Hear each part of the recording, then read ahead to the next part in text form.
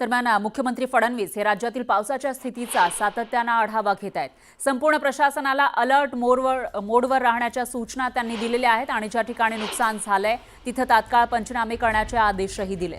राज्याच्या मुख्य सचिव आणि राज्याच्या आपत्ती निवारण कक्षाशी ते सातत्याने संपर्कात आहेत. मुंबईत पुढील 24 तास विजांचा कडकडाट होण्याची शक्यता आहे. त्याचबरोबर गडगडाटासह पाऊस पडू शकतो. वादळी वाऱ्याही वाहण्याची शक्यता आहे. त्या पार्श्वभूमीवर काळजी घेतली जाते.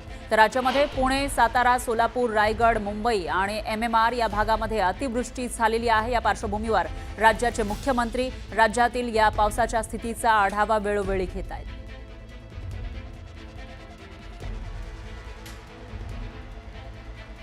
अतिमुसळधार पाऊस पडलेला आहे आणि राज्याचे उपमुख्यमंत्री एकनाथ शिंदे स्वतः डिझास्टर रूम मध्ये जाऊन पाहणी करतात, आढावा घेतात. संपूर्ण राज्यामध्ये काय नेमकी परिस्थिती आपल्यासोबत येते. साहेब, काय सांगाल? तुम्ही दोन्ही ठिकाणी आढावा घेतलेला आहे, मुंबई महापालिकेमध्ये देखील आणि मंत्रालयामध्ये. डिझास्टर मॅनेजमेंट जे स्टेट डिझास्टर मॅनेजमेंट आहे ते अतिशय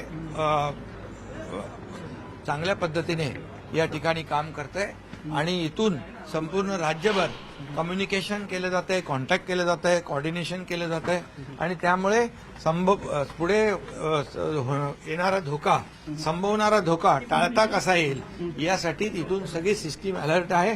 आतापर्यंत 9.5 कोटी लोकांना सचेत ॲपच्या माध्यमातून एक सूचना केलेली आहे आणि त्यामुळे लोकही अलर्ट झालेले आहेत.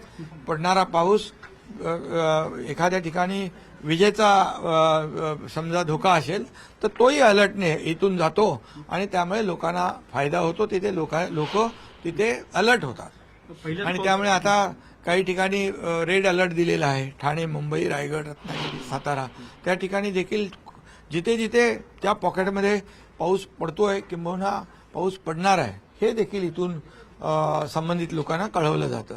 त्यामुळे या स्टेट डिझास्टर मॅनेजमेंट इतर सर्व महापालिका असतील त्यांच्याशी संपर्क ठेवून आहेत, संपर्कामध्ये आहेत. 11:30 वाजता भरतीची वेळ, त्यावेळेला मुंबईमध्ये खूप पाणी तुंबलं होतं, मात्र आता पाणी ओसरायला सुरुवात झालेली. आता काय परिस्थिती आहे? नाही, आता सुरळीत आहे सगळं आणि सगळे जिथे जिथे पाणी साचू शकतं तिथे सगळी जी मोटर आपले पंप जे आहेत मोठ्या याचे पॉवरचे ते देखील तिथं आहेत आणि ते सर्व जिथं पाणी तुंबेल ते तिथून त्या पंपांच्या माध्यमातून पाणी काढलं जाईल आणि वाहतुकीला आपल्याला जागा देता येईल.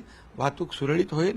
जिथं अशा ठिकाणी काही लँडस्लाईड होऊ शकतं तिथं देखील BMCने लक्ष ठेवलं आहे, स्टेट डिझास्टरने लक्ष ठेवलेलं आहे आणि लोकांना अलर्ट दिलेला आहे. धन्यवाद. न्यूज 18 लोकमतशी बोलल्याबद्दल. व्हिडिओ जर्नलिस्ट गणेश काळेसह उदय जाधव, न्यूज 18 लोकमत, मुंबई.